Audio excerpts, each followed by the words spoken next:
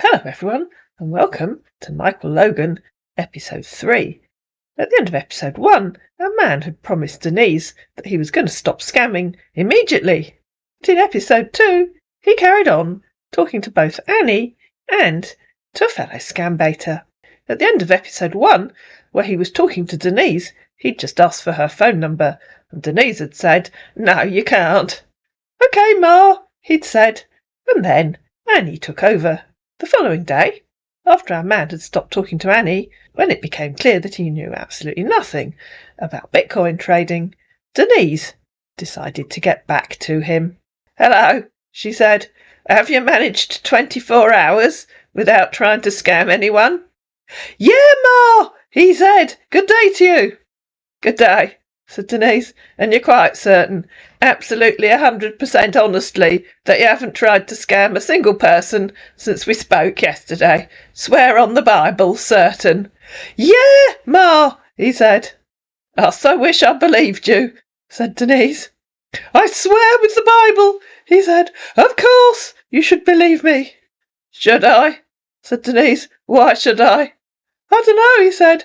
"Because I've broken your trust, and I'm sorry about that." "Yes," said Denise, "you have, and you're going to keep breaking it, aren't you?" "I promise this time, with my life, I won't," he said. "I'm definitely serious about it." "You should choose your promises carefully and seriously," said Denise. "Sure," he said. "I need advices from you." "You certainly do," said Denise. "That's why I'm saying so. Although," she said, "I'm not sure exactly how much more strongly I can advise you to learn the meaning of the word truth, or the meaning of the word honest. Does this screenshot ring any bells?" she said, copying and pasting the bit where he'd said to Annie, "I guide people on how to trade Bitcoin, and I'm proud of it." "Sure it does," said our scammer. "Awesome," said Denise. "Care to explain?" "Yeah," he said. And then we got on to another sob story. "I don't know what to do. I have my dad in the morgue." "Congratulations," said Denise. "I have to bury him." The real Plan B sob story. "I know you're tracking me," said our panicking scammer. "You know everything now, don't you?" "I know you haven't told me a single word that's true, and I know you still aren't," she said. "What do you want to know?" he asked. "Nothing. I wouldn't believe you anyway." "It's fine, because you wouldn't know how to tell the truth if your life really did depend on it." "I'll be fine," he said. "Tell the truth? But I'm trying, though it's not enough." "Exactly," said Denise. "A skill that you have no concept of. Of course you aren't," she said, in reply to him saying he was trying. "How do I go about it?" he asked. "Don't ask brain-dead idiotic questions. We've done that," said Denise. "I know you're a moronic idiotic liar whose brain cells gave up the unequal struggle years ago. I think it's best if you go away now." "Jesus Christ!" he said. "Goodbye," said Denise. "Okay, I'll change my profile picture to my real name." "I'm beginning to hope you're Muslim," said Denise, "because you do an awesome job of blaspheming if you really are Christian. All that crap about swearing on the Bible. At least you haven't claimed to swear on the Quran yet." "Oh, okay, I've heard you." "And those pigs will fly round Lagos again. Hopefully this time one of them will land on your head. It might knock some sense into what's left of your brain." "Pigs?" he said. "I don't understand what you mean." "Well, it is rather a British expression." "It's a British expression," said Denise. "Pigs might fly. It means you're telling such ridiculous, unbelievable lies that no one will believe you anyway. And obviously you aren't talking to anyone else apart from me right now. Question mark, she asked. "I just went to apologise to someone I tried to scam," he said, "after we spoke yesterday. I'm sorry again." "Oh, yes," said Denise. "And who would that be?" "Annie Smith," he said. "Oh, right. And is she the only other person you've talked to?" "Any time I try to lie, I always get caught," said our man, who'd been caught at least 3 times by now. "No," he said, in reply to her asking if he was talking to anyone else. "Who else?" asked Denise. And he gave the name of the character of my fellow scam baiter. "You won't know her," he added, hopefully. "I don't know why," he said. replying to himself, saying that any time he tried to lie he always got caught. Lying isn't for me at all. Clearly not, said Denise. Lying takes more brain power than telling the truth, and it's clear you've got no brain power at all. I'm young and probably bound to make dumb mistakes, he said, and I'm not taking it lightly. It's killing me deep down. You call lying, cheating, stealing and blaspheming dumb mistakes, said Denise. I guess that's one way of describing it. Yes, they're all dumb mistakes, he said. Now, said Denise, would you care to explain this? Copying and pasting a screenshot from my fellow scam-baiter. Our man had no option but to reply to himself by then, going, She's the one! I thought she might be, said Denise. Any others you'd care to tell me about? My psychic powers are just so awesome. Sure they are, he said. Sure. And he gave yet another name of someone that neither of us knew. Ain't talking to her any more. Presumably she could have been a real potential victim who, hopefully, realised what was happening. As it's 200% abundantly clear that you're going to continue lying, cheating, stealing and being a criminal, I think it's best if you go away, said Denise. Goodbye. You're a mother, he said. I'm sorry. Oh, shut up and go away, said Denise. You're ghosted. It won't ever happen again, he said. Please, I'm done. Check my profile back. I've changed everything to myself. And to be fair to our man, he had. I'm now really sorry, he said the following evening. Please forgive me. And, as a test, over on Cassandra's Facebook account, he'd also sent a friend request. She'd ignored it till then. But on Thursday evening, Cassandra accepted the request. Hi, he said. Good morning, said Cassandra on the Friday morning. How are you doing today, he asked. I'm okay, thanks. Am I supposed to know you? Are you a friend of one of my nephews? Which of them could that be, he asked. Javier and Alex de Voorburg-Einsfeld, she said. I don't think I know them, he replied. Oh, okay. Yeah, thanks. Is there a reason why you sent me a friend request? Do you live locally? Are you looking for work on the estate? Ain't into the reason I sent you any more, he said. But if you have a job for me, I did like to do it. I'm not sure I understand that, young man, replied Cassandra. We might need a new stable hand soon. Do you know anything about horses? Where do you live? Yeah, I know of horses, he said. I live in Nigeria. Or, rather a long way to come to work. I'm in the east of England. Wow! That's great. That's where I originally live, he said. Did you? Where? Asked Cassandra. Nigeria! I said earlier, he said. This. Oh, I thought you meant that you originally lived in England. No, he said. Okay, good luck finding a job then. I don't think I can help you. Okay, thanks, he said.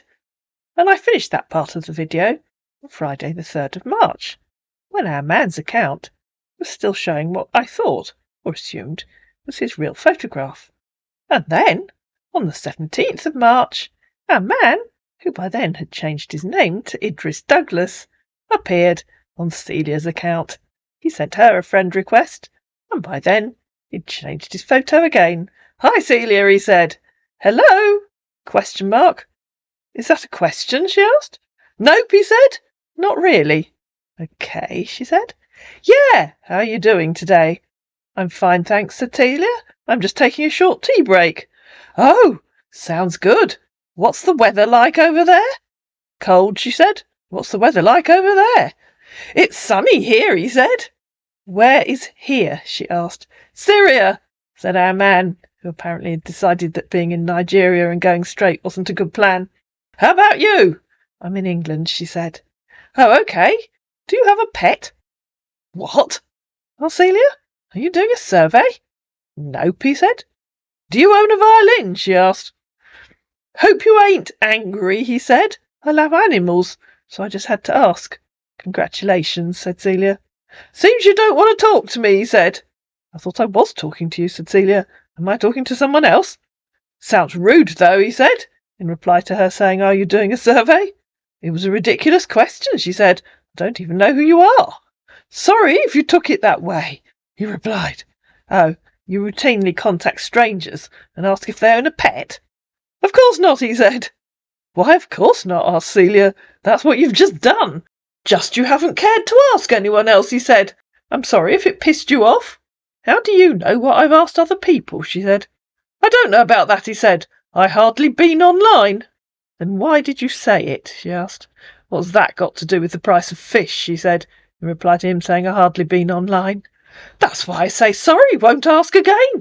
Do you just like typing random phrases? Asked Celia. Of course not, he said. Oh, so there's a reason why you're typing random phrases. Care to enlighten me? There's no reason, and I'm not typing random phrases. Okay? Yes, you are. Okay, said Celia. Why are you attacking me? He asked. And is there a reason why you keep finishing sentences with a question mark and an exclamation mark? Or is that something else you just like doing? It's something I like doing, he said, along with typing random phrases and contacting strangers to ask if they have a pet. Has it ever occurred to you that you might need help for your problem? I just said I'm sorry, he said. Isn't that enough? I have no idea, said Celia. In reply to her saying, has it ever occurred to you that you might need help for your problem? He said, doesn't matter. I'll take that to mean you haven't, said Celia. You better have, he said, in reply to her saying, I have no idea. Why? Said Celia. I'm not a psychologist. I don't know if it will help. Sounds interesting, he said. What are you doing at the moment? Done with your tea? Sliding down the office curtain rail, she said, what are you doing at the moment? Talking to you at the moment, he said. My goodness, I wouldn't have realised that, said Celia. Do you have any sensible questions you'd like to ask? Really? Asked our man. Yes, really, said Celia. Like what? He asked. And you're going to love this, ladies and gentlemen. Oh, let me guess, said Celia. Oh, I know. And then in quotation marks put, what's your favourite colour? What are your hobbies? Have you eaten? Can't go wrong with that one, she added. Do you drink, smoke, or party all the time? To which our man replied, my favourite colours are blue and white. How about you? How am I doing? She asked. See, I knew you were going to ask. I'm good at this, aren't I?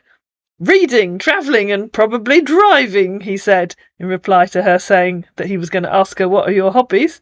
In reply to her saying, how am I doing? He said, your favourite colours?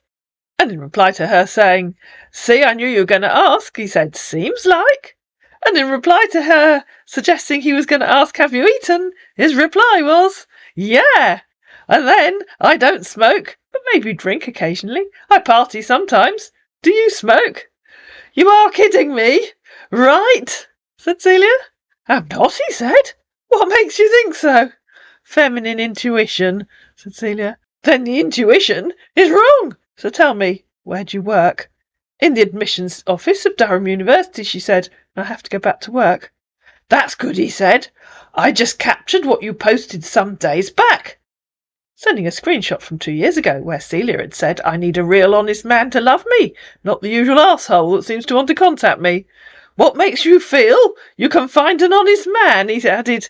Maybe we have to talk later. I have to go back to the base now. TTYL. Do you care to say a word before I zoom off? So far, replied Celia, I can't find an honest man, and that wasn't some days back, it was 2 years ago. Where do you work? It quite a long time, though, he said. I'm in the United States Army, TTYL. I'm here now. Hi again, she said. You're so exciting to talk to, aren't you? Are you kidding me? Or what? He said. Ooh, I'll let you decide, said Celia. For sure, you shouldn't do that, he said. OK, I'll decide then, she said. I've decided, and the decision is, you're really boring to talk to, but you're fun. Those are 2 words, and boring, and at the same time I'm fun. Huh? LOL, he said. It's OK. Then I was very busy yesterday. How are you doing today? Good morning. I'm fine, thanks. I'm just on my lunch break. Oh, I see. How's today's work going? It's been fairly quiet this morning. I have a couple of Teams meetings this afternoon online. OK, then. How's your work going? She asked. Make sure you don't overwork yourself. OK? Oh, yes, said Celia. You wouldn't want me to get stressed. Everything's good here, he said. Just that we have to be more cautious and be on standby, though. And in reply to her saying he wouldn't want her to get stressed, he said, who will want such a beautiful lady like you to be stressed? ? That's awesome, said Celia, in reply to him saying everything was good, but they had to be more cautious. What do you do? Of course I wouldn't want you to get stressed, he said. Pardon? He said, in reply to her asking what he did. I knew you wouldn't, she said, in reply to him saying he wouldn't want her to get stressed. Sure I wouldn't. What did you have for lunch today? You said you have to be more cautious and be on standby, but you haven't told me what you actually do. Oh, I thought I did, he said. I'm a field marshal. OK, you just told me you were in the army before. What does a field marshal actually do? And before we go any further, let's just look up the definition of a field marshal in the US Army. Wikipedia tells me that no branch of the United States Armed Forces has ever used the rank of Field Marshal. It continues that on the 14th of December 1944, Congress created the rank of General of the Army, a 5-star rank equivalent to that of Field Marshal in other countries. So if the US Army did have Field Marshals, we'd be talking about one of the highest-ranking military officers in the country, someone with an extensive and distinguished career behind them. OK, replied our Field Marshal. As a Field Marshal. And fair warning, ladies and gentlemen, if you're eating or drinking, I think maybe you should stop now, before I read you his definition of what a Field Marshal does. OK, he said. As a Field Marshal, I monitor and ensure that all the sports games here happen smoothly. My goodness, replied Celia, all those years in the army, promotion to one of the senior ranks, and you're just a sports referee. I also lead 3 military patrol teams, he said. Not a sport referee, OK? Not just. My goodness, you have to blow the whistle to start and end the games, as well? Said Celia. Sure, that's right, he said. What's your favourite game? Do you play games at all? No, said Celia, I don't play games. Unlike you, obviously. Unlike me? He asked. Oh, you don't play games, she said. Sports, precisely, he said. See, I knew you did. Feminine intuition again. That's it, he said.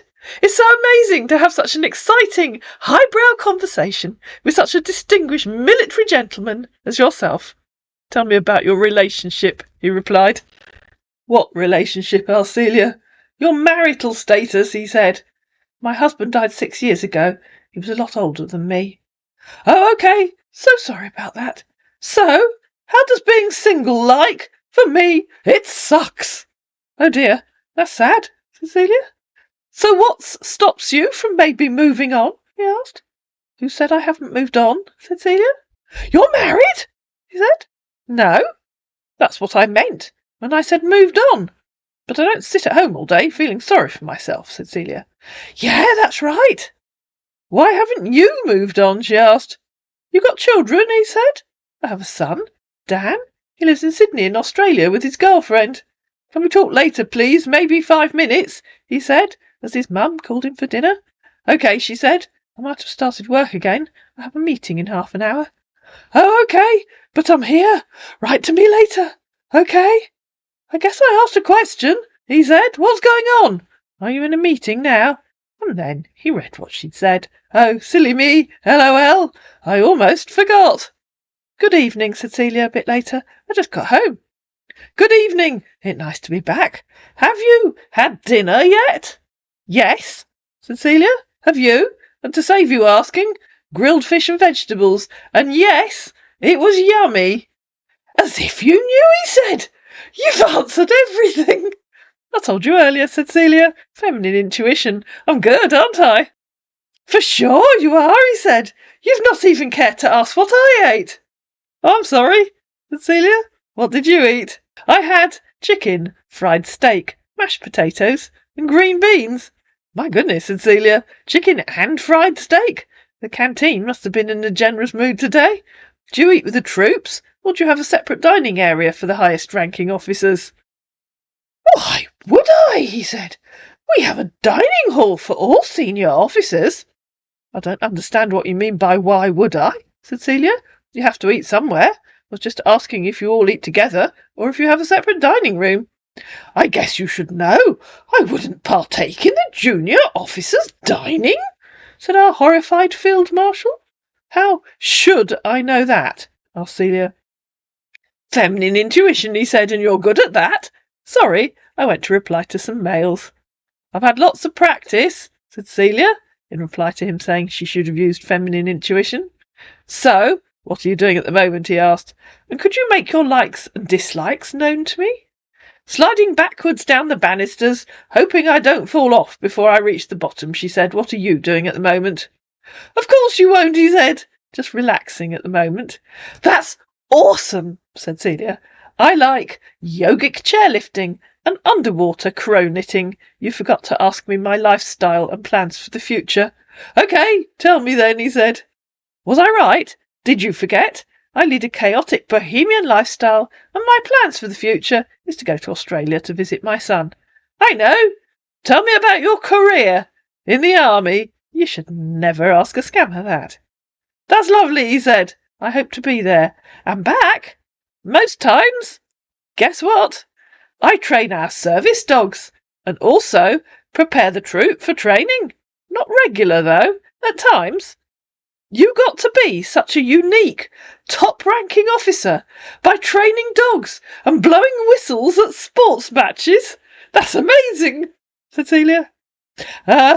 Is that a compliment? He asked. More an observation, she said. To be honest, I was expecting a more extensive and impressive career. I knew you'd want to say this, but you could have allowed me, he said. I'll allow you, replied Celia. Take as much time as you want. You want to know that I'm also in charge of planning and directing the operation and maintenance of catapults, arresting gear, and associated mechanical, hydraulic and control system used when aircraft take off or land? Why are ridiculous? He said, with 4 question marks. I don't know what you mean, said Celia. Or are you saying that a field marshal operating a catapult is ridiculous? Maybe we'd better stop talking to each other again, he said. Oh, replied Celia. Did we stop before? I was so enjoying our little chat, too. We didn't. I guess we have to now. You're acting up, said our scammer, who'd totally lost the plot by then. Oh, that's a shame, said Celia. Are you sure it isn't you that's acting up? You wouldn't be lying to me, would you? Is it? He asked. Are you sure you aren't talking to other women online? She said, I bet you are. You can't bet that. Okay, he said. I'm not talking to anyone. Can't I, she said. How can you be so sure? I barely come here. I gotta go now, he said. Is that because no one else will talk to you? I have some ill ladies disturbing me with calls, but I ignore them. You can't say that to me, okay? Oh dear, replied Celia. I just did. Yes, I admit, they want to talk to me, but I don't want to talk to them. My goodness, you're in demand then, said Celia, which is odd for such a reformed character, don't you think? All they want is my money, but I don't love any of them, he said. Many times I block those assholes. Goodness, fancy that, said Celia. And do you have any money? Is that a question? He said. Yes, it is, replied Celia. You're pissing me off now, he said. Oh dear, I'm sorry, replied Celia. I want you to drop it, okay? He said. Which assholes do you block? The ones who realise who you are? She asked. What are you talking about? He said. I assume your claim that you will stop scamming was just a lie. You must remember this conversation with my mother, she said, adding a screenshot of where Denise had said to him, Good day, and you're quite certain, absolutely 100% honestly, they haven't tried to scam a single person since we spoke yesterday. Swear on the Bible, certain. Yeah, Ma, he'd said, and this was on the 1st March, just over 2 weeks before this conversation was taking place. For sure I do, he said. Celia added a bit more of the conversation with Denise. I better go now, he said, hastily. I had an idea you might, said Celia. Of course I do. And she knew you were lying to her, said Celia. She told you, I guess, he said. Yes, I was. Obviously, said Celia, because you wouldn't know the meaning of telling the truth if it smacked you in the face with a broomstick. All that bullshit about burying your father. I'm not lying about it, he said. And she added another screenshot. I'm serious. I know all of this. I don't have any help here. So you're ghosted again, she said. But remember, you're known to us. We'll keep haunting you. what I'm doing. I'm not happy doing it. Please believe me. There's no way to get my dad buried, believe me. Do you wish to speak with my mum? No, said Celia. I have no wish to speak to you or anyone else again. Goodbye. I haven't told her anything about what I try to do online, he said. Feel free to continue lying to yourself, she said. And so our man did for a little bit. If you say so. But I'm sorry. God doesn't want me to lie. I know that, because each time I try to, I get caught. I'm sorry. Hello. And in reply to Celia, saying, so you're ghosted again, but remember, you're known to us. We will keep haunting you. He said, haunting an intelligent poor guy from a poor family won't solve the problem. No, you're right, pal. It won't. And so our man disappeared again. I hope you enjoyed this video. If you did, you know what to do. Please like it. Please share it. Please comment down below. Please subscribe to my channel, and I'll see you again in another video.